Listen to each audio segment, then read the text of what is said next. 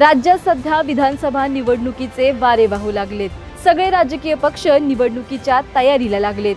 नेत्यांच्या मॅरेथॉन बैठका सुरू आहेत। पण तोपर्यंत आपण विधानसभा मतदारसंघांचा आढावा घेऊयात।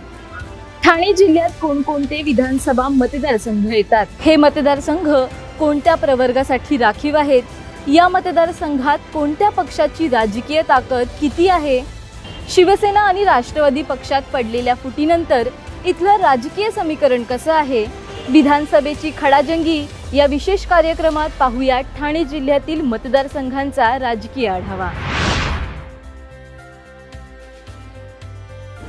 ठाणे जिल्ह्यात कोणते मतदारसंघ मोडतात? ठाणे जिल्ह्यात एकूण 18 विधानसभा मतदारसंघ आहेत। ठाणे विधानसभा मतदारसंघ हा संपूर्ण ठाण्याचं हृदय मानला जातो। या मतदारसंघात ठाण्याला लाभलेले आजपर्यंतचे सर्व मोठे नेते आमदार होऊन गेलेत। या मतदारसंघाला मोठा इतिहास आहे, सोबत कट्टर शिवसैनिकांचं पाठबळ देखील आहे। मात्र शिवसेनेचा हाच बालेकिल्ला 2014 सालच्या निवडणुकीत भाजपनं स्वतःकडे खेचून घेतला। ठाणे विधानसभा मतदारसंघ हा खुल्या प्रवर्गात मोडला जातो। 2019 मध्ये झालेल्या विधानसभा निवडणुकीत इथून भाजपचे संजय केळकर निवडून आले। 92,298 मतांनी केळकर यांनी विजयश्री मिळवला। यावेळी त्यांनी मनसेच्या अविनाश जाधव यांचा पराभव केला। 72,874 मतांवर जाधव यांना समाधान मानावं लागलं। 2014 साली देखील संजय केळकर या मतदारसंघातून निवडून आले होते। ओवळा माजिवडा विधानसभा मतदारसंघ। ओवळा माजिवडा विधानसभा मतदारसंघ हा खुल्या प्रवर्गात मोडला जातो। या मतदारसंघातून शिवसेनेचे प्रताप सरनाईक 2009, 2014 आणि 2019 सलग तिसऱ्यांदा निवडून आलेत। शिवसेना पक्षात झालेल्या फुटीनंतर प्रताप सरनाईकांनी ठाकरेंची साथ सोडून एकनाथ शिंदेंना पाठिंबा दिला। 2019 साली झालेल्या विधानसभा निवडणुकीत शिवसेनेचे प्रताप सरनाईक यांनी विक्रांत चव्हाण यांना अपयशाची धूळ चारली। सरनाईक यांना तब्बल 1,17,593 मतं मिळाली, तर विक्रांत चव्हाण यांना 33,585 मतांवर समाधान मानावं लागलं। तब्बल 84,008 मताधिक्यांनी प्रताप सरनाईकांनी विजय मिळवला। कोपरी पाचपखाडी विधानसभा मतदारसंघ। कोपरी पाचपखाडी विधानसभा मतदारसंघ हा खुल्या प्रवर्गात मोडला जातो। या मतदारसंघात एकनाथ शिंदे यांचा बोलबाला आहे। 2009, 2014 आणि 2019 या तिन्ही टर्मला त्यांनी कोपरी पाचपखाडी विधानसभा मतदारसंघातून विजयश्री मिळवलाय। 2022 साली त्यांनी 40 आमदारांसह शिवसेना पक्षावर दावा ठोकला आणि भाजपसोबत सरकार स्थापन केलं।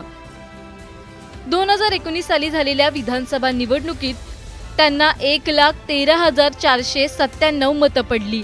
यावेळी त्यांच्या विरोधात काँग्रेसचे संजय घाडीगावकर उभे होते। घाडीगावकरांना 24,197 मतांवर समाधान मानावं लागलं। तब्बल 89,300 मताधिक्यांनी शिंदेंचा विजय झाला। मुंब्रा कळवा विधानसभा मतदारसंघ। मुंब्रा कळवा विधानसभा मतदारसंघात राष्ट्रवादी काँग्रेसचा बोलबाला आहे। इथं शरद पवारांना मानणारा मोठा वर्ग आहे। या मतदारसंघातून राष्ट्रवादी काँग्रेस शरद पवार पक्षाचे जितेंद्र आव्हाड 2009 पासून सलग 3 वेळा निवडून आलेत। 2023 साली पक्षात पडलेल्या फुटीनंतर त्यांनी आपला पाठिंबा शरद पवारांना दिलाय। 2019 साली झालेल्या विधानसभा निवडणुकीत राष्ट्रवादी काँग्रेसचे जितेंद्र आव्हाड 1,09,283 मतांनी विजयी झालेत। यावेळी त्यांनी शिवसेनेच्या दीपाली सय्यद यांचा 75,639 मतांनी पराभव केला। 33,644 मतांवर सय्यद यांना समाधान मानावं लागलं। कल्याण पश्चिम विधानसभा मतदारसंघ। कल्याण पश्चिम विधानसभा मतदारसंघ हा खुल्या प्रवर्गात मोडला जातो। 2009 मध्ये मनसेचा आमदार इथं निवडून आला होता, तर 2014 मध्ये इथं भाजपनं बाजी मारली। तर 2019 मध्ये शिवसेनेच्या विश्वनाथ भोईर यांनी विजयश्री मिळवला। शिवसेनेत पडलेल्या फुटीनंतर भोईर यांनी एकनाथ शिंदे यांना पाठिंबा दिला। 2019 मध्ये झालेल्या विधानसभा निवडणुकीत शिवसेनेच्या विश्वनाथ भोईर यांनी 65,486 मतं घेऊन विजय मिळवला। भोईर यांच्या विरोधात उभ्या असणाऱ्या नरेंद्र पवार यांना 43,209 मतं मिळाली। तब्बल 22,277 मतांच्या फरकानं पवार यांचा पराभव झाला। कल्याण पूर्व विधानसभा मतदारसंघ हा खुल्या प्रवर्गात मोडला जातो। या मतदारसंघात गणपत गायकवाड 2009 पासून सलग 3 वेळा आमदार म्हणून निवडून आलेत। 2009 आणि 2014 सालची विधानसभा निवडणूक त्यांनी अपक्ष लढवली, तर 2019 ची विधानसभा त्यांनी भाजपच्या तिकिटावर लढवली। तर पोलीस स्टेशनमध्ये गोळीबार प्रकरणी ते सध्या अटकेत आहेत। जमिनीच्या जुन्या वादातून त्यांनी श्रीकांत शिंदेंच्या निकटवर्तीय महेश गायकवाड यांच्यावर गोळीबार केला होता। या प्रकरणावरून भाजपवर मोठ्या प्रमाणात टीका करण्यात आली होती। तसंच शिवसेना विरुद्ध भाजप असं अंतर्गत शीतयुद्ध देखील पाहायला मिळालं। 2019 साली झालेल्या विधानसभा निवडणुकीत भाजपचे गणपत गायकवाड यांनी 60,332 मतांनी आघाडी घेत विजय मिळवला। यावेळी गायकवाड यांच्या विरोधात धनंजय बोडारे उभे होते।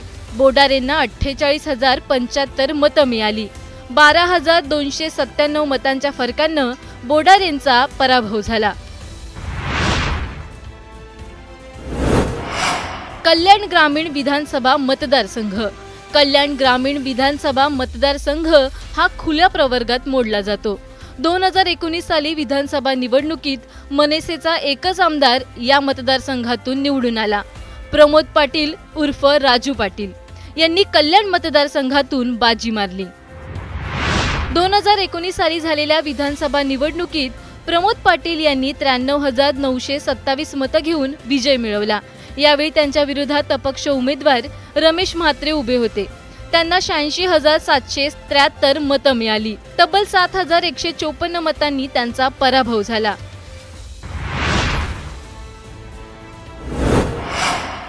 डोंबिवली विधानसभा मतदारसंघ। डोंबिवली विधानसभा मतदारसंघ हा खुल्या प्रवर्गात मोडला जातो। इथं भाजपचा बोलबाला आहे। या मतदारसंघातून भाजपचे रवींद्र चव्हाण 2009, 2014 आणि 2019 सलग 3दा निवडून आलेत। त्यांच्याकडे सध्या सार्वजनिक बांधकाम, अन्न आणि नागरी पुरवठा, ग्राहक संरक्षण ही खाती देण्यात आलेली आहेत। 2019 साली झालेल्या विधानसभा निवडणुकीत भाजपचे रवींद्र चव्हाण यांनी 86,227 मतांनी विजय मिळवला। यावेळी त्यांच्या विरोधात मनसेचे मंदार हळबे उभे होते। हळबेंना 44,916 मतं मिळाली। 41,311 मताधिक्यांनी रवींद्र चव्हाणांनी विजयश्री खेचून आणला। उल्हासनगर विधानसभा मतदारसंघ। उल्हासनगर विधानसभा मतदारसंघ हा खुल्या प्रवर्गात मोडला जातो। या मतदारसंघातून कुमार उत्तमचंद ऐलानी हे 2 वेळा निवडून आलेत। आपलं वर्चस्व कायम ठेवण्यासाठी भाजप इथं तगडी मेहनत घेताना दिसतं। 2019 साली झालेल्या विधानसभा निवडणुकीत भाजपचे कुमार उत्तमचंद ऐलानी हे 43,666 मतांनी निवडून आले। 2014 मध्ये ऐलानी यांचा थोडक्यात पराभव झाला होता। मात्र 2019 मध्ये ऐलानी यांनी विजयश्री खेचून आणला। 2014 आणि 2019 दोन्ही साली त्यांच्या विरोधात ज्योती पप्पू कलानी उभ्या होत्या। 2019 मध्ये कलानी यांना 41,662 मतं मिळाली। त्यांचा 2004 मतांनी पराभव झाला। अंबरनाथ विधानसभा मतदारसंघ। अंबरनाथ विधानसभा मतदारसंघ हा अनुसूचित जाती म्हणजेच एससी प्रवर्गासाठी राखीव आहे। या मतदारसंघात शिवसेनेचा बोलबाला आहे। अंबरनाथ विधानसभा मतदारसंघात बालाजी किणीकर हे सलग 3 वेळा निवडून आलेत। 2019 मध्ये झालेल्या विधानसभा निवडणुकीत शिवसेनेचे डॉक्टर बालाजी किणीकर हे 60,083 मतांनी विजयी झालेत। यावेळी त्यांच्या विरोधात काँग्रेसचे रोहित साळवे उभे होते। साळवे यांना 30,789 मतं मिळाली। रोहित साळवेंचा 29,294 मतांच्या फरकानं पराभव झाला। शिवसेना पक्षात झालेल्या फुटीनंतर डॉक्टर बालाजी किणीकर यांनी एकनाथ शिंदे यांना पाठिंबा दिलाय। भिवंडी ग्रामीण विधानसभा मतदारसंघ। भिवंडी ग्रामीण विधानसभा मतदारसंघ हा अनुसूचित जमाती म्हणजेच एसटी प्रवर्गासाठी राखीव आहे। या मतदारसंघातून शिवसेनेचे शांताराम मोरे निवडून आले।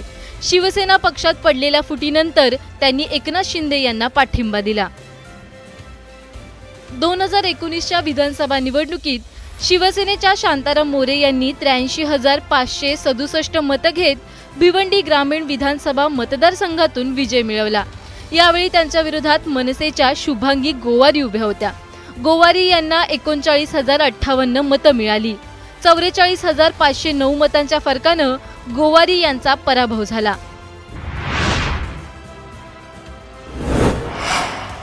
भिवंडी पश्चिम विधानसभा मतदारसंघ। भिवंडी पश्चिम विधानसभा मतदारसंघ हा खुल्या प्रवर्गात मोडला जातो। इथं भाजपचा बोलबाला आहे। मागील 2 टर्मपासून इथं भाजपच्या महेश चौगुले यांचा सलग 2 वेळा विजय झालाय। 2019 साली झालेल्या विधानसभा निवडणुकीत भाजपचे महेश चौगुले यांनी 58,857 मतांनी विजयश्री मिळवला। चौगुले हे सलग 2 वेळा निवडून आले। खालिद शेख उर्फ गुड्डू हे महेश चौगुले यांच्या विरोधात उभे होते। खालिद यांना 43,945 मतं मिळाली।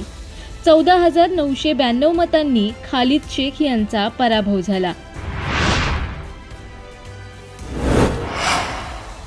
भिवंडी पूर्व विधानसभा मतदारसंघ।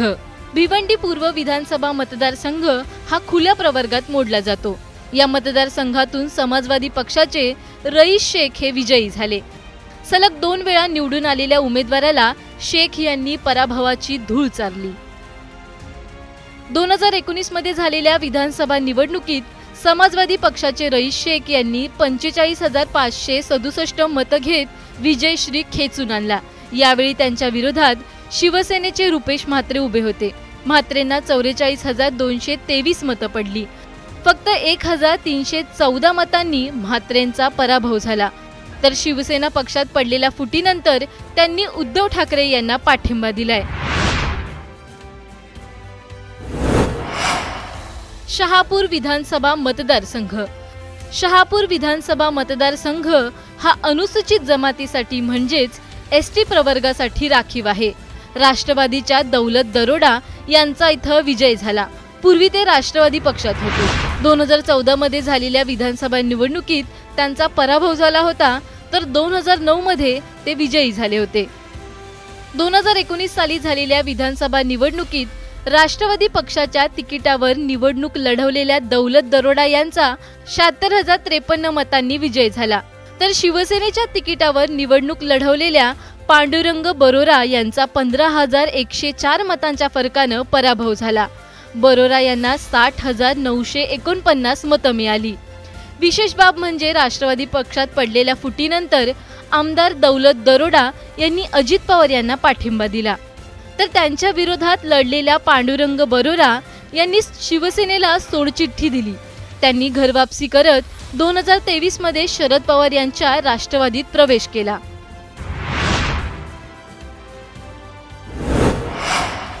मुरबाड विधानसभा मतदारसंघ। मुरबाड विधानसभा मतदारसंघ हा खुल्या प्रवर्गात मोडला जातो।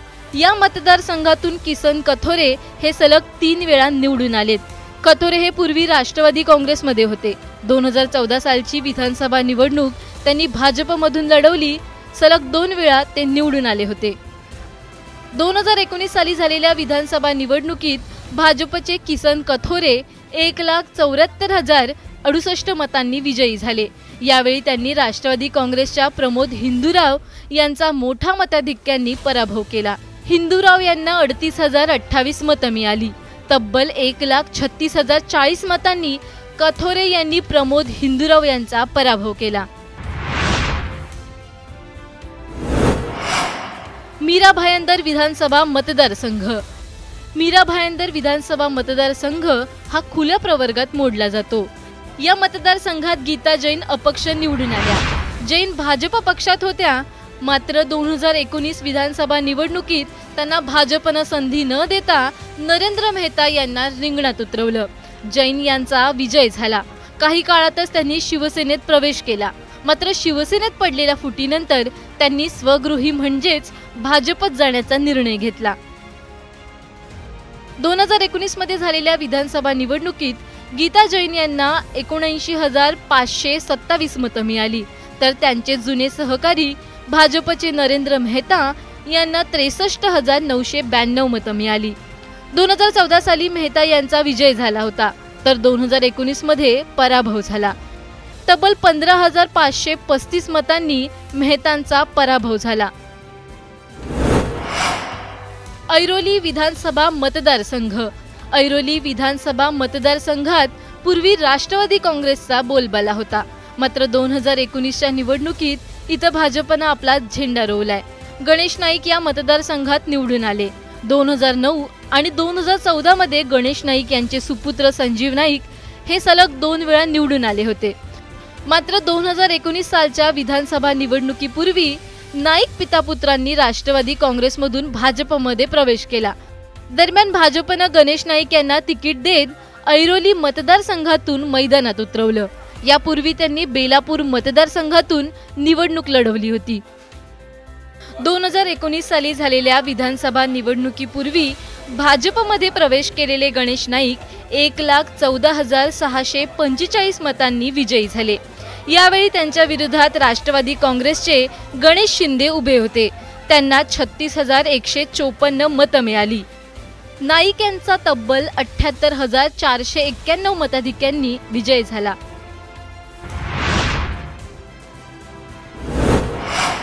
बेलापूर विधानसभा मतदारसंघ। बेलापूर विधानसभा मतदारसंघ हा खुल्या प्रवर्गात मोडला जातो। या मतदारसंघातून भाजपच्या मंदा म्हात्रे 2014 आणि 2019 सलग 2 वर्ष निवडून आल्यात, तर 2009 मध्ये गणेश नाईक या मतदारसंघातून विजयी झाले होते। 2019 सालच्या निवडणुकीत नाईक पितापुत्रांनी भाजपत प्रवेश केला। यावेळी गणेश नाईक ऐरोली मतदारसंघातून निवडून आले। 2019 साली झालेल्या विधानसभा निवडणुकीत बेलापूर विधानसभा मतदारसंघातून भाजपच्या मंदा म्हात्रे यांचा 87,858 मतांनी विजय झाला। यावेळी त्यांच्या विरोधात राष्ट्रवादी काँग्रेसचे अशोक गावडे उभे होते। गावडे यांना 44,261 मतं मिळाली। 2019 मध्ये गणेश नाईक यांनी राष्ट्रवादीतून भाजपत प्रवेश केला। गणेश नाईक बेलापूर मतदारसंघातून निवडणूक लढवत होते, त्यामुळे नाईकांच्या प्रवेशानं म्हात्रेंची चिंता वाढली होती। दरम्यान पक्षश्रेष्ठींनी म्हात्रेंची जागा कायम ठेवली, तर गणेश नाईकांना ऐरोलीतून संधी दिली। सोनी मगर, एबीपी माझा डिजिटल। एबीपी माझा, उघडा डोळे बघा नीट।